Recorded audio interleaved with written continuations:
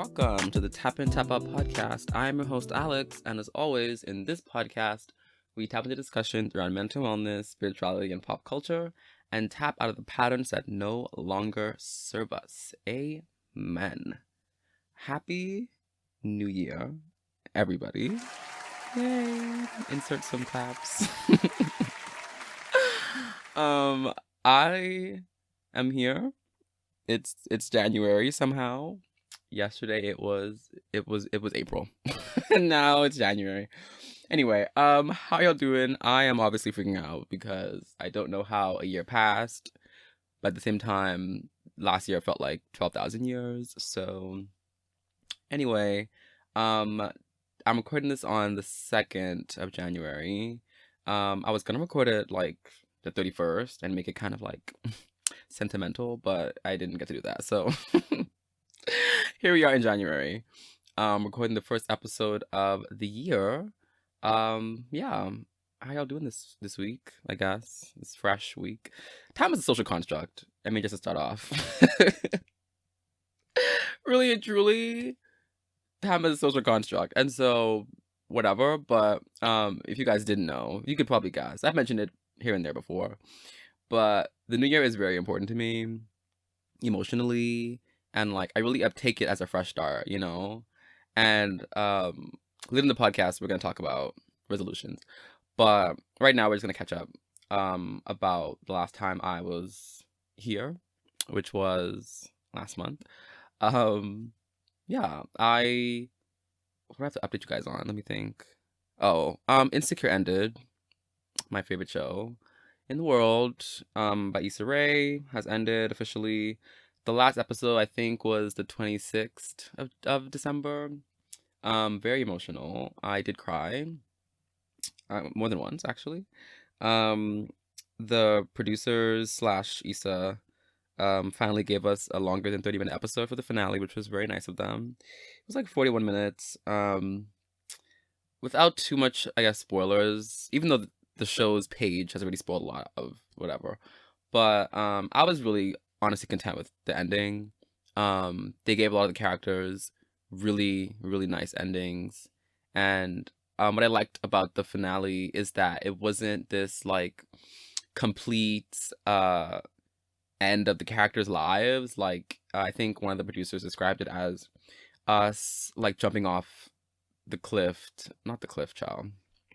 Us jumping off of the plane while the plane's still flying. And so it's not like these character stories are ending, but it's just that we're ending our relationship to us being able to watch them live their lives, which felt really, I guess, relevant for them because they're all in like, you know, early 30s, like figuring it out. And I don't know, their lives are really just beginning. And I think there is this like pressure, even for very young 20-year-olds, that they need to have their lives together and solidified by 25.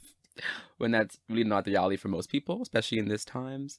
And so it's very realistic, right? And it felt like these characters have been insecure, you know, since the entire show started. And finishing off, there's still insecurities. But I feel like, I think the producer Apprentice said advice when he was saying how like, it's really, the show really is about finding security in your insecurities. And I couldn't feel more related to that concept in my life.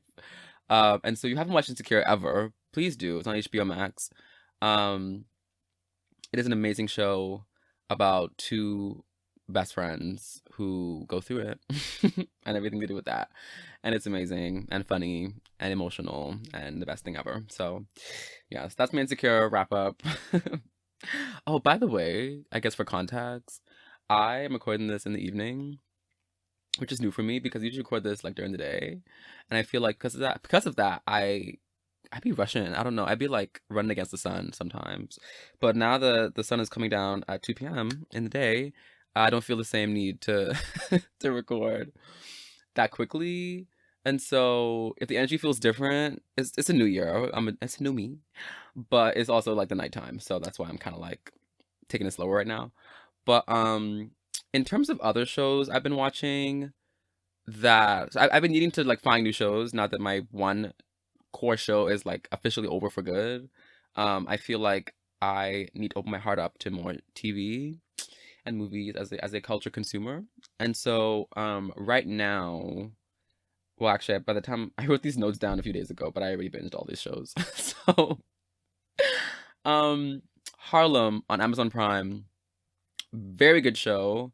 I watched season 1 completely last week, 2 weeks ago, and it was pretty good. I It also follows the lives of 4 women in their early 30s, best friends, women of color, black women, and it was pretty good. They definitely need season 2. They definitely set us up for season 2. A lot of mess, a lot of laughs. One of the characters is a sociology professor, and I don't know, they kind of use her character to introduce every episode with her lectures about the society. It's really dope. I really liked it. Um, yeah, I'm gonna go too much into it, but I really like Harlem.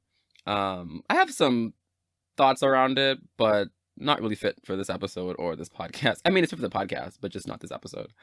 Um, and then also I started Abbott Elementary, um, created by Quinta Brunson. If you guys know Quinta from BuzzFeed back in the day, she got a show. It's kind of a mockumentary style, like The Office. So funny. I mean, when I say it's funny, I don't haven't laughed that hard in so long.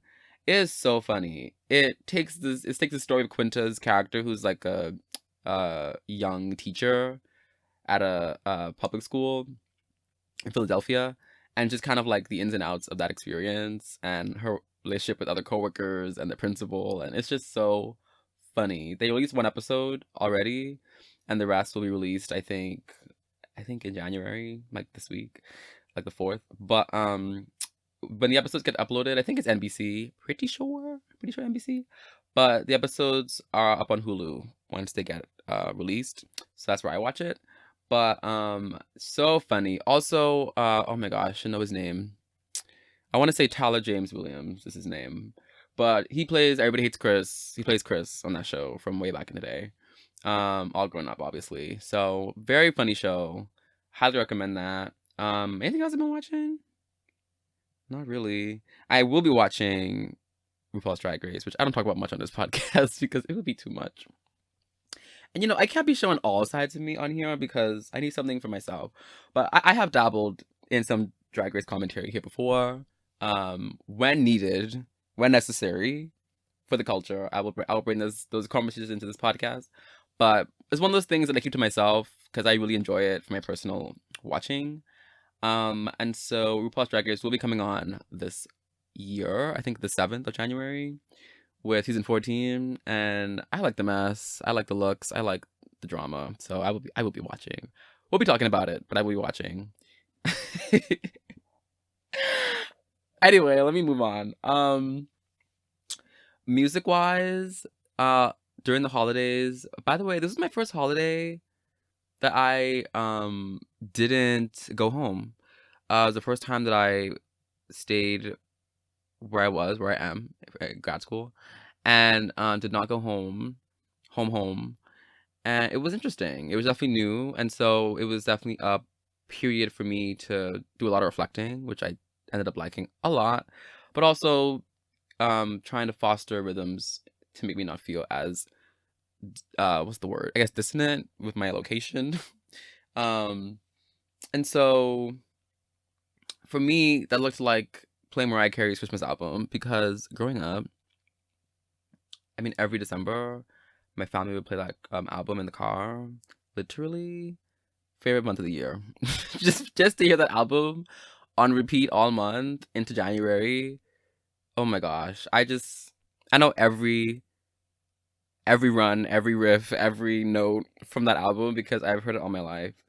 The Mariah Carey classic Christmas album is genuinely a core part of my like musicality, and by that I mean like I have a theory that we have certain like touchstones in our cultural upbringing that we reference the world by, right? So like it's probably even a thing that's out there. I'm just making this up on the spot, but genuinely, this album contains so much of like what I compare the rest of music to in general.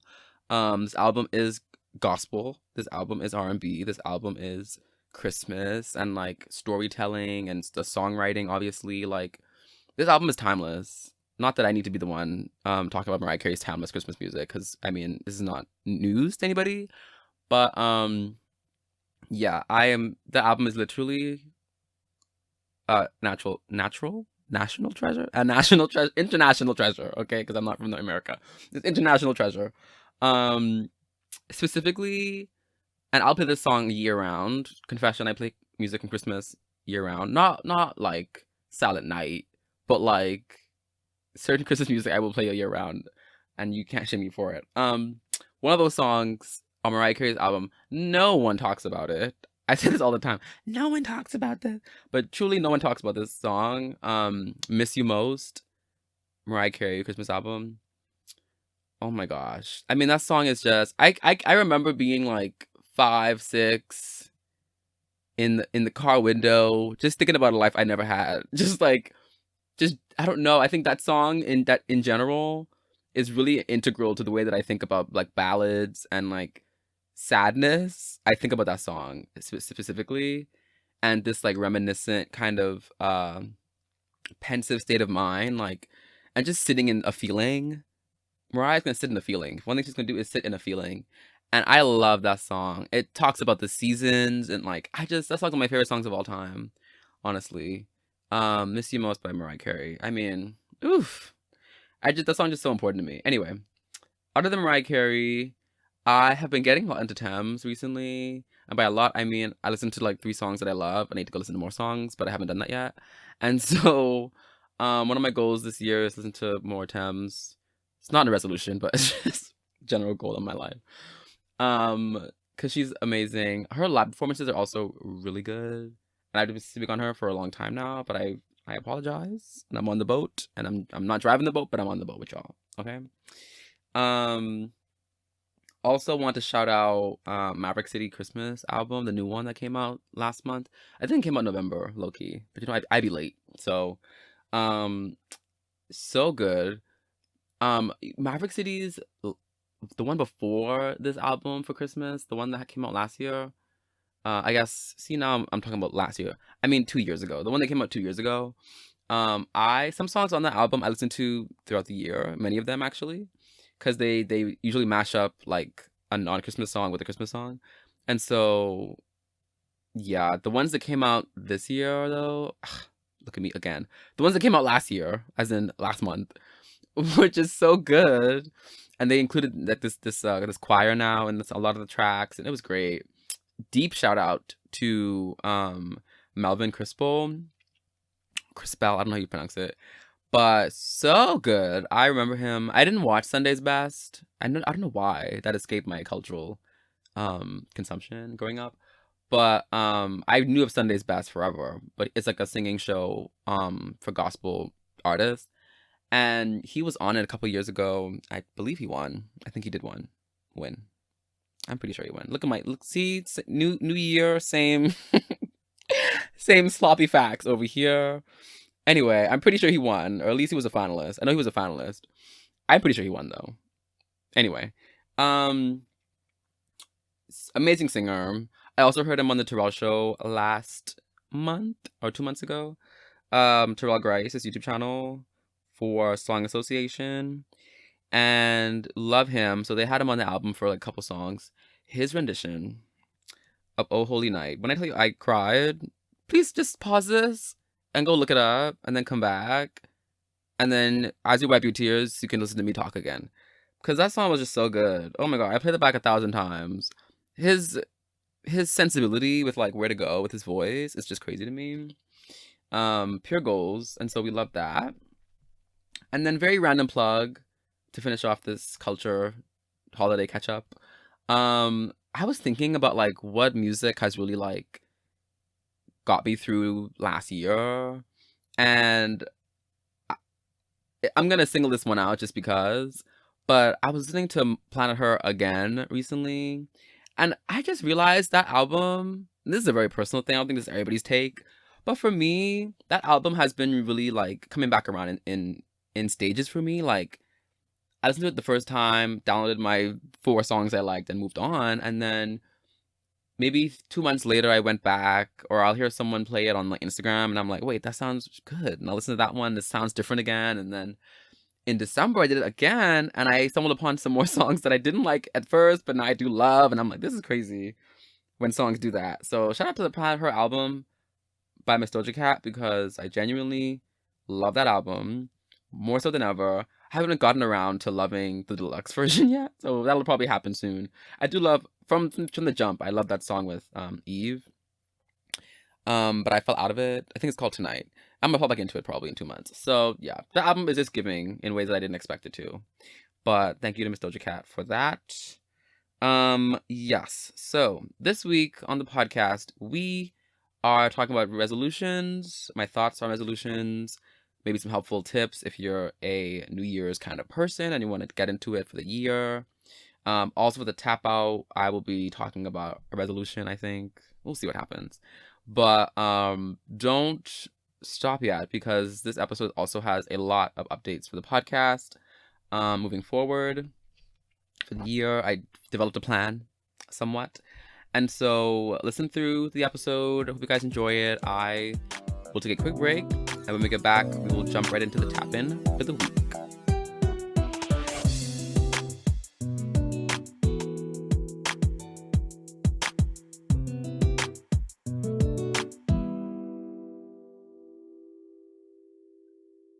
It is not time for the tap-in. Like I mentioned, this week we are talking about resolutions. It is the new year. I am definitely a resolution person. This is the first year I actually haven't made a solid list, like in my notes app. I think for the past like 3 or 4 years I've been doing that. I'll explain why in my tap out. But I just wanted to make room in case people this year are considering making some adjustments to their life.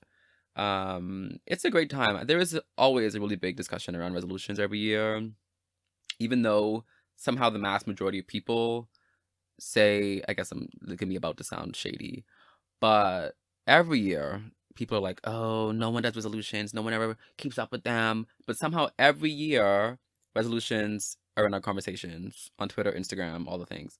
And so whether or not we even agree with it, it's always going to be a conversation that we're having.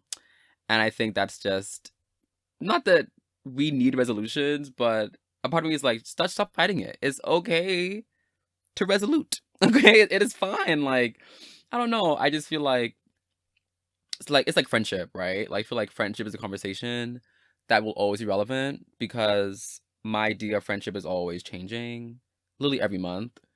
Like, just what it means to be a friend. Like, I could have the conversation today and have it again next month, have it again next year. It'll be a different conversation, depending on who it's with, right? Who I'm talking about, and who I am in that moment. And so resolutions are also very much like that. Every single year, I feel like my relationship to resolutions change. And they even changed again this year. I just feel like resolutions, are always on the table every time there's going to be a new year. So we might as well talk about it, right? Last year, I think my resolutions were mostly kind of, I guess, habit-based. I think I had yoga on there, practicing yoga twice a week. I think I will say I probably did that.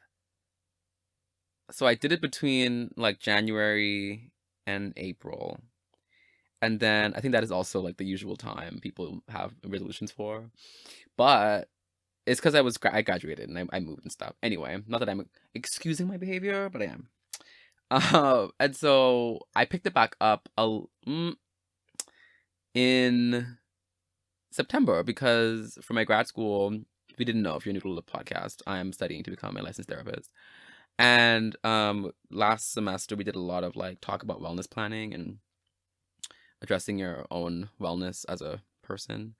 And for me, that involved a lot of physical wellness, awareness work. And so I ended up doing some doing some yoga in my free time again. So I picked it back up. I had an online class that I would do. Shout out to Vantana, by the way. did his class. I do his class once a month. He offers it through his Patreon. He was on episode 4 of the podcast, and we love Antani here. And so I did a class with him every month, and then throughout the week, I try to do like 2 little YouTube videos. This year I want to try to continue that, I guess. Even though I just have a really tough relationship with being physical, and y'all have known this from episode 1. I just don't. I mean, I know what it is. It's just a lot to unpack for me. I've hopefully, as I heal and evolve as a person, I can bring that into the podcast more often. But I tend not to talk about it on the podcast because of how it is for me. Just it for me. It's just I just want to like the thought of exercise just makes me want to okay. And so slowly, the more I do yoga, the more my brain is making it into exercise, which is also tied to why I'm doing yoga less recently, because the reason why yoga was fun at first is because mentally I didn't classify it as exercise because it fit more into like a mindfulness practice, which it still does. But the more that I practice it, the more I'm like, wait, I'm exerting to myself. Like, my body's moving and I've been getting kind of hot. And I like, as I'm feeling that, I'm not into it. I'm sorry. But I'm trying to stay cool with it. I think maybe doing it with friends may be helpful. I don't know. If you have suggestions, actually no, because I'm not even sharing as much as I need to give you the full problem I'm having with exercise. So no, don't tell me what to do. But just send me some thoughts and prayers over here with my physical body, because that's been a journey for me my entire life. Anyway, what was I talking about? Oh my gosh, what was I talking about? Oh, my old resolutions. So this is why I don't record in the night. Anyway, old resolutions. I think I had yoga there. I had mindfulness, just being present in the moment more. I think I did a better job last year, but I want to do an even better job this year. Still on my list of resolutions. Just being present. I have a mindfulness journal that I haven't touched in a long time that I probably should, from one of my classes. And so I'm going to pick that book back up, I think, and go over that as well. Yeah, I think those are my biggest ones, I think, were being present in the moment and then doing the yoga. And so this week, I just had some tips. Or I guess I wanted to share. I don't know if I call them tips, because who am I? But just some things to consider if you're somebody who is into resolutions. Maybe you aren't into resolutions, but you want to be. I think it's a great time. Whether or not you believe in them, I think it's a great time to set intentions. Any time of the year is a great time to set intentions, but something about month 1 in the year, it just feels like a great time to set some good intentions for yourself. So the first thing I wanted to mention was not to overwhelm yourself. Because naturally over the year, well, this is just me talking for myself, but over the year, naturally, I pick up things that I want to work on, even though I might not have picked that up in the first month of the year, right? And so I don't try to set something or set 5 things in January and never look back until December, like, as the months go by, I realize some things I set in January don't really work for me, like the yoga. It didn't work for me. In April, I was like, you know what? I'm gonna stop. And it was intentional. I'll be honest. Like, it wasn't one of those things that like fell off because I was tired. I genuinely was like, okay, it's April. I graduate in May. Something has to give, just to be honest. Something has to give. And just acknowledging where I'm at. If I have to give something, it's gonna be the physical thing versus things that I actually want to do, like play my Switch. And so I just like, in order to kind of keep myself stable throughout the year, because we're not machines out here. Your resolutions might change and adapt, and that's okay. Just don't overwhelm yourself with too many is what I'm trying to say. And so I don't have a set number you should pick. It could be 10. Also, people mix like short-term with long-term goals. That's also a great method as well. I will share my methods in the tap out because I'm honestly processing it as we speak. But yeah, just don't overwhelm yourself with too many things. because you don't want to shut down. Just like how I think I've mentioned this. If I'm the kind of person, if I have a to-do list and it's too many things to do in a day, I'll do nothing. Like I'll sit there and I'll look at like, okay, so like the list is doing me at this point. Like I'm not doing the list. And so resolutions can act the same way. If you have too many resolutions, you might just sit there and be like, I'm just not enough to do all of this right now. And you just don't do any of them. So what's the point? So you just pick a couple, see how they run, check back in March, see how they run, check back in the summer, see how they run. You don't got to do everything and have everything in a ducks. What is it? Have all your ducks in a row in January. Great if you do. But especially nowadays, the year is so up for debate every single month, especially with the pandemic on the rise again. You just don't know who you'll be in these seasons, in these months, to keep yourself so stressed trying to keep your resolutions up. Like, it's okay if they change. It's okay if you don't meet them. It's okay if you don't meet the bar you set a month ago, because the way a month changes the entire world nowadays, please be easy on yourselves. Please be easy on yourselves. Do not stress yourself out trying to do this self-growth, intense journey. Like, it's a really big thing out right now. And sadly, one of my soapboxes for a while now on the podcast has been this, like, divestment, I guess, or this moving away from hustle culture and grind culture. And sadly, even though the wellness industry is becoming a lot more popular now, which is creating a lot more opportunities for people like me, I just feel like we've now even included the healing journey in our hustle culture, and it's sad and disgusting because people are just like, if you're not, and there is a saying, I just reshared this actually the other day, which sounds counterintuitive, but there's a Lauryn Hill quote, and it was, if something's not growing, then it's dead, And I think that, like, when I shared it, it wasn't the intention of, like, oh, if you're not healing, if you're not getting up every day and journaling and trying to get better, then you're dead. Like, that's really not the intention of it. That particular quote was really all about growth in living and waking up and doing your day, right? Like, it's more of like in the pace of your year as you wake up every day and resolute in some ways, like, or don't.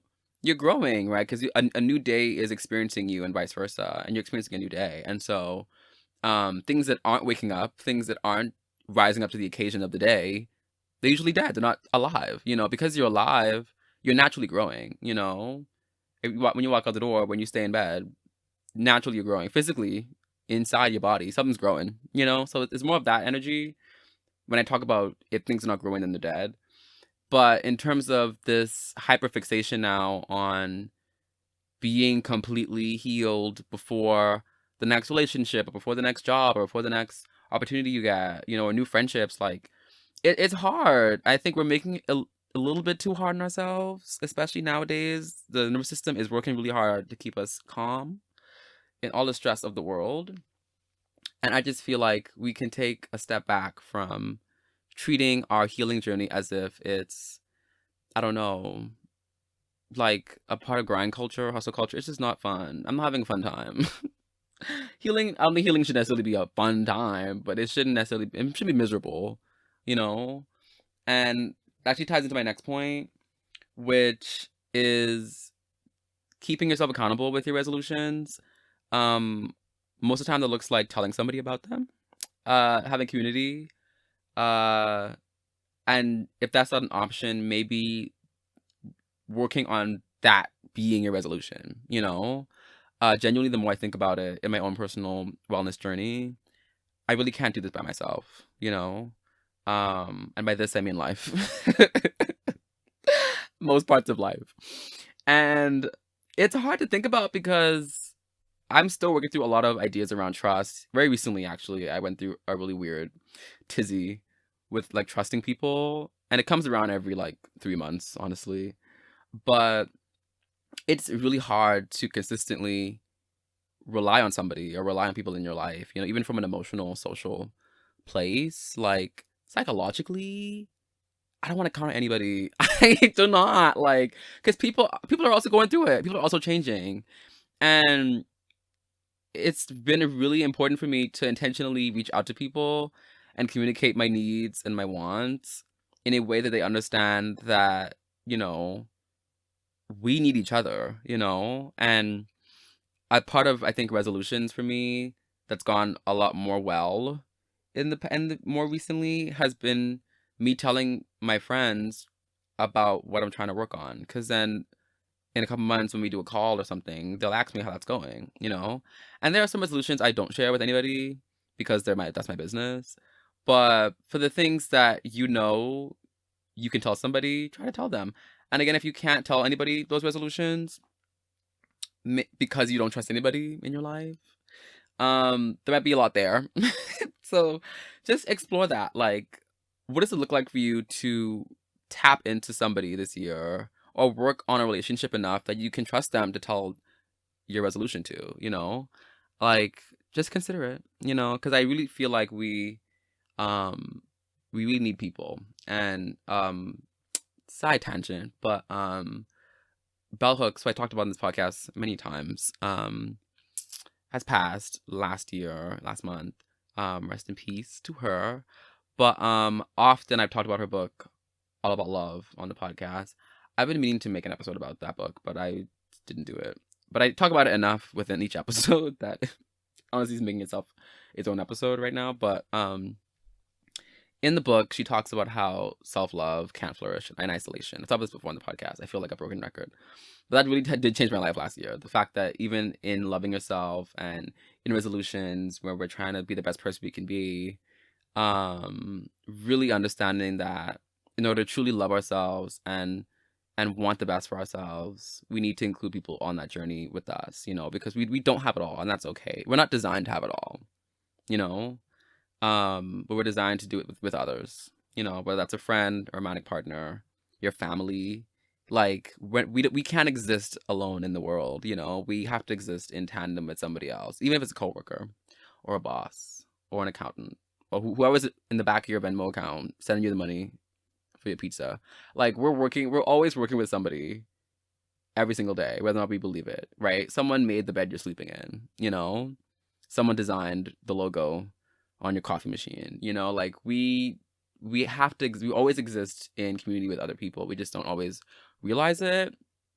I think the more we understand the importance of community and existing and living community, the more we realize that we're so much more than we can be when we allow people to be a part of our journey, you know. And I was telling about this the other day, over coffee, but like, I don't fear as much nowadays of where I'm gonna be in life, because, and even just my ability in general and how that's gonna matter, because the more I think about it, the less limited I feel, knowing that, you know, I have people in my life who are skilled and have strengths in my weaknesses, you know. And if we really tap into our community the way that I think we should, we are all limitless, you know, and we all have potential.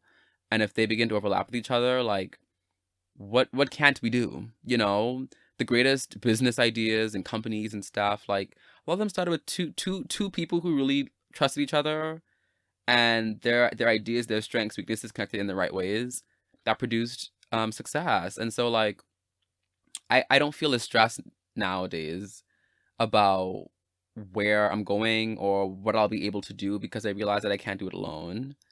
And it's about really putting faith in God, putting faith in the world, that even if I don't have it, someone else will, who I know, you know. If I don't know them now, I'll know them when I need to know them, you know. And so really, if you don't have any resolutions this year, I think working on community is beneficial, relevant any time of the year, but especially now. And things get hard. Like, research shows the deep importance of social support when it comes to building resilience in your life. And the ability to bounce back to situations. A lot of that can come from having a support system. Even if you don't talk to them, just understand that if you needed them, they'd be there, right? That's a very powerful psychological tool that we can all use and we all should be using. And so yeah, try to just make some friends out there. I don't know, do something. People that you did know, you fell off with, maybe reconnect with them. I don't know. Like, this is really a good time, especially now when isolation is, you don't know what's gonna come. It's so important to just know people are out there who see you and who know you and who care for you. So yes, please, please, please, if you can, try to make some new friends this year, or try to reconnect with some old friends. Do what you gotta do.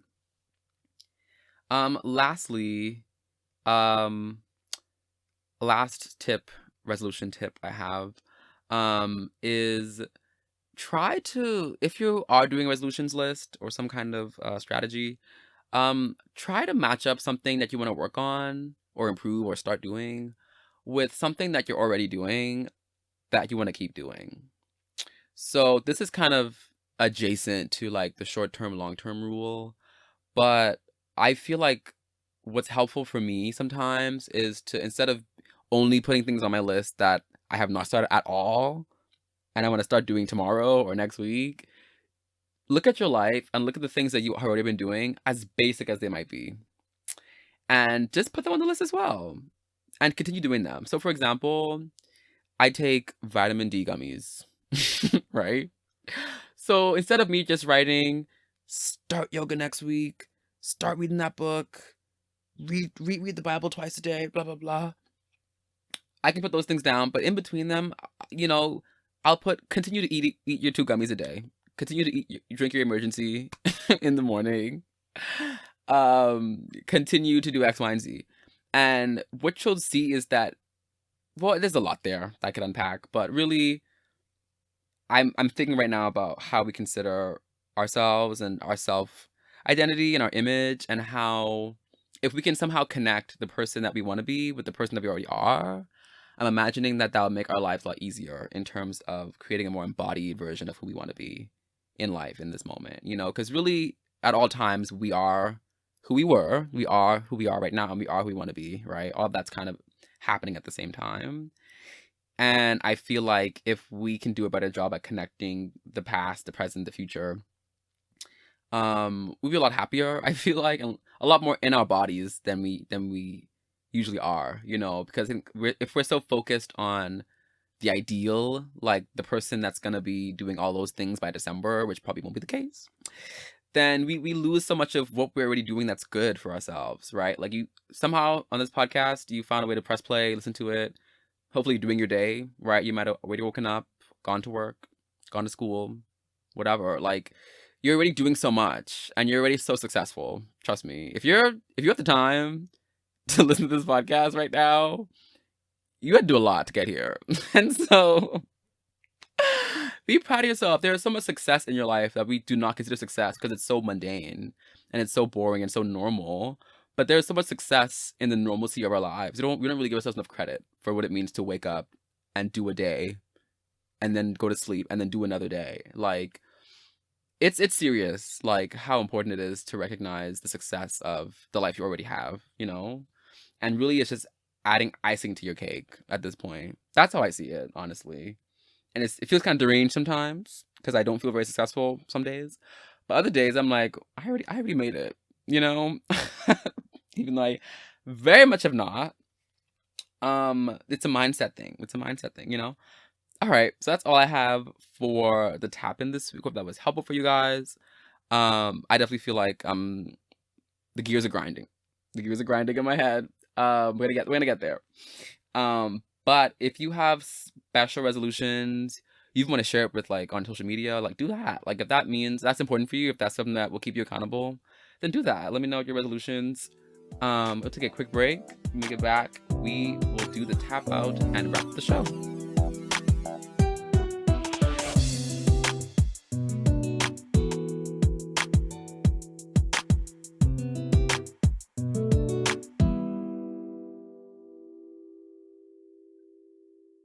We are back. It is now time for the tap out. Um, like I mentioned, this week I want to talk about my resolution for this year, which will also tie into some podcast updates. But if you guys are new to the show, somehow, the tap out is our segment where we talk about anything from a junk food to a toxic trait that we would like to tap out of, stop doing. Deprogramming. What is it? Is it unprogramming? Anyway, girl, this is a program. We trying to get out of the program. And so, yes, this week, this came about between last episode and the new year. I took some time like I mentioned I would, I think, to just process the year in general, process the podcast, process my life. Is so much change happened last year, so much moving emotionally, physically. Um so much change, adjustments, things that I couldn't control, things that I did control. And really taking inventory of where I'm at as a person, where I want to go. Um and I ended up feeling the words like leave room, And for those that are like, I know y'all out there. For those that are on the substances right now, this is gonna be a spiritual conversation. So I don't know, grab the door handle or something, so you don't fly away. But it's one of those things in my spiritual like experience where like certain things I hear or certain things I feel from the time I take uh to investigate my life and talk to God and stuff like that, like certain words I hear or certain things I experience, they have a valence to them or an energy to them that isn't fully realized in the moment, but like will reveal itself when it needs to, if that makes sense. And so, for example, if I heard go to the store tomorrow, let's go to the store tomorrow. I'm going to the store tomorrow, right? But with things like this that are like just words, and again, it's more the energy around the word, or the energy around how I received it. Like it'll feel like, okay, that means something today, but it'll also mean something more later. And so I say this to say, for me right now, what it means to leave room is really this idea that I need to tap out of, which I do very often, which is making myself really busy when I have a lot of free time. And by free time, I mean time that isn't tied to a boss. um, because I feel like, again, ways that I further comply with this like hustle culture, grind culture behavior in the past has been like if you're not, like sleeping is wasteful, right? Or like rest is really wasteful, because you're not working, right? Even if you have time off, like of the dreaded like 9 to 5, and the 5 to 9, I'm like 5 to 9. What y'all talking about? Like I used to be asleep. But I think as creatives, we get so caught up in not wasting any time that, like, I don't know, there's so much creativity and power in our rest. And not even in rest, but just in the availability of our time that we try to make so full of, like, honestly busy work. And for some reason, don't know why, for some reason this year, I've been feeling like I need to step back and just let my year be in flow. I use that word a lot in my private life. Like, should be in flow. I'm not gonna put a deadline to things that don't need a deadline. I'm not gonna, and that's a privilege I can speak of in this moment that I might not have in the future. And by that, I mean, this podcast right now is very self-motivated, completely self-motivated, actually. The timing of it, self-motivated. And last year I had committed to doing every 2 weeks because that's what I wanted to do.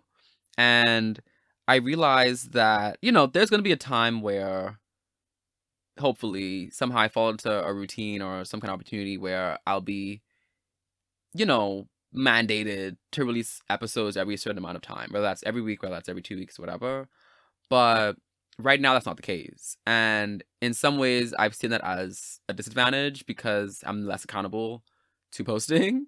But on the other hand, it's a privilege because I really cater my content around what truly inspires me in that season. And I can also adjust as needed. And certain people, certain companies, certain podcast people who are in certain contracts can't do that, basically. And so I want to get there one day, hopefully, if God has it for me. But right now he doesn't. So I am in a space where I'm like, you know what? What if I just left room and see what happens this year? And there's so much that I want to get to.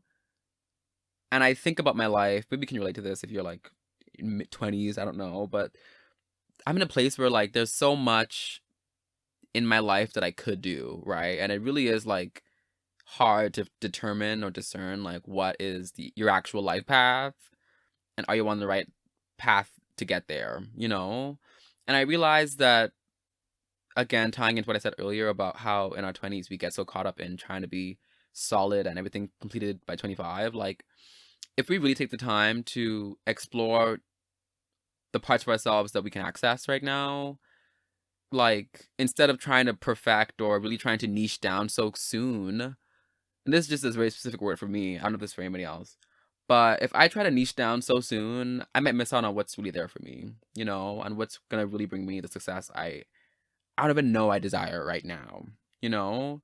So it's one thing to like want things that I can't have right now, but it's another thing to understand that I'm not even who I want to be, who I feel like I should be to receive what's out there for me in the future, you know? Because that version of me might want something different.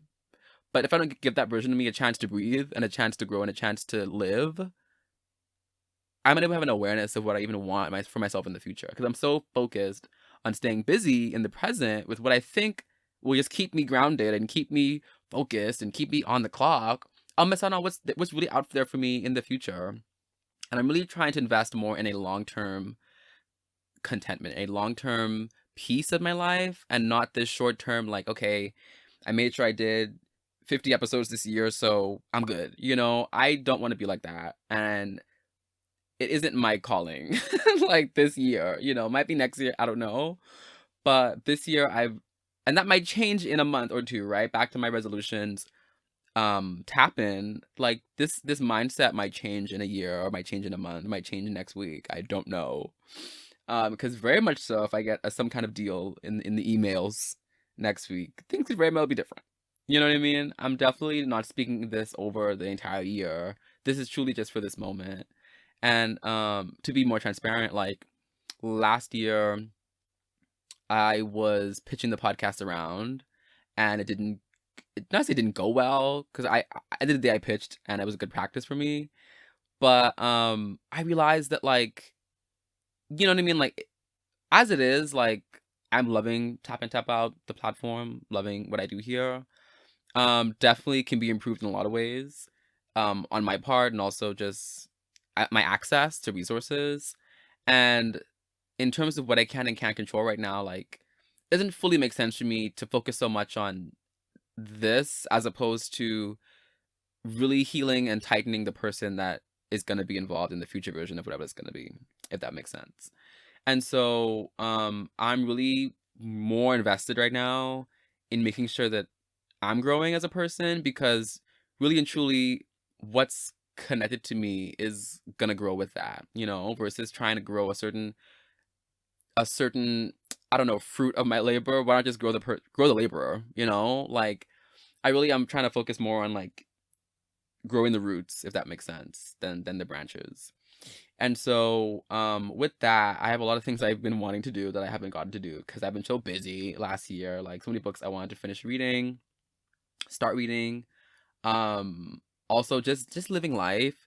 It's really hard in, maybe I'm just projecting, but for me it's really hard in the wellness world to figure out, like, okay, what actually goes on social media, what actually stays off of it, what actually do I talk about, what do I not talk about. And I don't know, sometimes I feel like if you spend so much time performing wellness, are you actually doing it, and how much integrity actually is taking place in your personal life, in that personal wellness and healing that you're doing, you know? And just deep, like, the more deeper, or I guess the more deep I get in my studies of in therapy, even in school, but also just in my personal life and that growth aspect, the deeper I understand my life, understand certain conversations I want to have in the future on mental health, spirituality, and pop culture, the more accessible I can make it for everybody else when I do show up in this space, right? It's not that I have this, like, I don't know, otherworldly ability to talk about things and not be affected by it. It's that I think about things so deeply and stress myself out so much that when I come on here, it's just kind of like the ability to be fluent almost in that language of accessibility when it comes to these conversations and bridging these certain gaps. And I feel like in a lot of ways, it's been hard for me to balance the being in the moment of stuff and experiencing culture as myself, but also becoming the podcaster that's going to talk about that as well in like a day and a half and record it, edit it, and post it, you know? And I think there's a part of me that understands that if I do fall into some opportunities in the future where I get more support, then I can free myself to do that work and not feel as burdened by other parts of the job, But for right now, like I said, with the privilege I have to really move this show, this platform around the way that I want to fashion it, I'm gonna do that, until I can't. And so, um, I say all this to say, the podcast will still be active in some form this year. I will be moving the podcast to what I'm calling a special drops kind of system. So instead of expecting a tap and tap out every week and a half or every month, really and truly, I want to release episodes for the podcast whenever it directly inspires me to do so. And so usually when something in pop culture happens and I connected to something deeper about spirituality or mental health, and I really feel like it's a topic I want to really share, versus having to meet a 2-week deadline of like trying to fish for something in pop culture to talk about. Like, I'm invested in that as much this year. It's fun though. It is fun to flex that creative muscle. And like I said, there might be a time in the future when I want to go back to that system because that also fuels me in a way. But right now I'm feeling a lot more in flow, like I mentioned, with like what it means to be creative right now and invest in myself. And so, yeah, just understand that this is just kind of what I'm doing to make the best content possible. Because like I said, while I am doing this content for free, I'd rather just do it when it's most inspired and be most beneficial. Because really and truly, that's the most you'll get out of it, is when it's truly inspired by where I'm at in my life and where that meets my creative output. And so, yeah, that can look like, again, something happening in pop culture that's really big, or something that I feel like I have a cool interest in, or some cool connection with something else in. Maybe something in class I discovered and I want to talk about it because it blew my mind or something. Any new guest that I interview, sometimes it's hard to find guests, as y'all know. I be struggling sometimes. And so if I really, really want to talk to somebody and have a special topic for that person, I will definitely reach out to that person. And one thing I have heard, which I appreciate the feedback, is like, when we have a certain guest who is really special, which isn't all our guests, obviously, but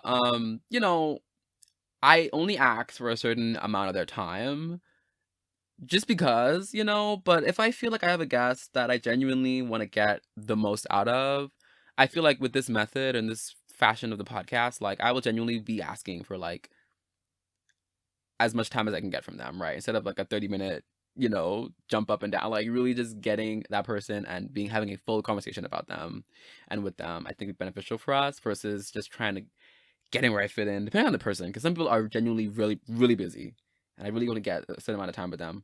But with this way, if I do pursue a guest, I want to make sure that it's definitely in the full breadth of that guest experience, Also, if any of the previous guests that are tied to the podcast have something awesome this year that happened, or they want to release something, or something's going on, I can definitely bring them back on as well. That's also not a problem. We're building a little family here, between the listeners, the guest, me. So yeah, if anybody previously was on the podcast and something comes out that I see, or they reach out to me, like definitely that'll be a special drop for the year. And also, other kinds of collaboration. Like I didn't mention this in the tap out portion really, but when it comes to collaborating outside of the podcast, that's actually one of the reasons why I feel like I should leave Room this year, is because I really am interested in working with other people in their projects. As I'm such a new person in the space, I just really want to be learning. And if that means growing someone else's ideas or helping them push towards that, then I definitely am also for that. And so I'm also doing, when I'm not podcasting, I'm reaching out and seeing what's out there as well. Because I have so many other ideas that I can touch on. Shout out to Chris, who's on the podcast before. But she's my creative discussion partner for accountability. And she knows I have so many ideas that I don't know how I'm going to get to them in this lifetime. But anyway, I kind of get start, because I will not finish right now. But there's a lot of things I want to do, or I think I want to do. And it's better if I like practice with people, or like test things out in different ways, than like, again, try to focus on one thing and make sure that one thing's great, when really I want to be in a space right now where I try out a myriad of things and seeing what sticks, you know? And so, yes, the podcast will be moving into the special drops kind of category. But obviously stay followed to the podcast wherever you listen and you'll know when it comes out. Also, the newsletter will be moving as well to special drops, just catered towards when those drops happen. So instead of a bi-weekly newsletter, it'll still be Animal Crossing theme whenever it does come out, but that means the vlogs will be on pause for the time being. But also, yeah, just kind of shaped towards whenever I do drop an episode, you can expect a newsletter to be dropped to announce that. And so if you haven't signed up for a newsletter, please sign up on the link below in the podcast description. That's the best way to follow it, honestly, because sometimes even on Instagram or Twitter, the algorithm will not help me. And so newsletters, emails are obviously not tied to an algorithm. So that's honestly the best way to keep in touch with when I get a new drop on the podcast. I'll definitely make sure to do a lot of Animal Crossing stuff whenever those do come out as well, because I know people like that. And so that'll be in the description as well. Yes, I'll be present on Twitter still and Instagram, mostly Instagram. Twitter, I'm on Twitter every day, but it'd be a bunch of memes. So if you like memes, follow me on Twitter. But on Instagram is where I'm gonna try to be present. Still posting about my days, my weeks, and stuff like that, inspirational things. I might try to do more book content on Instagram because I read them anyway. Might as well share what I'm reading. And if I'm not posting as much on the podcast, I have a feeling I'm gonna be more inspired to post on Instagram because I get so much out here in terms of my stream of consciousness, whereas Instagram's a lot more kind of catered. What's the word? Just not edited, but like it's just a lot more packaged than things I like to get around because it's also visual. Whereas the podcasting is like, okay, it's a podcast, it's out, you know? But Instagram is a lot more work for me to think about how to make it creatively, aesthetically pleasing and stuff. So anyway, I'm gonna get better at that kind of stuff anyway. So Instagram will be the best place to find more of like just Alex Today content, tap and tap out content, just in the form of a Instagram post, a story post. Sometimes I share videos on my stories, like I'll share at least my face and stuff talking. So anyway, Instagram's a great place to be in touch with me. I'm there every single day, admittedly. So yeah, might as well post. The Patreon, for those wondering, will still be open. I will not be actively posting on there anymore for the time being, unless, you know, a host of y'all sign up. I'll definitely feel encouraged. I'll definitely be posting it on Patreon if y'all be signing up.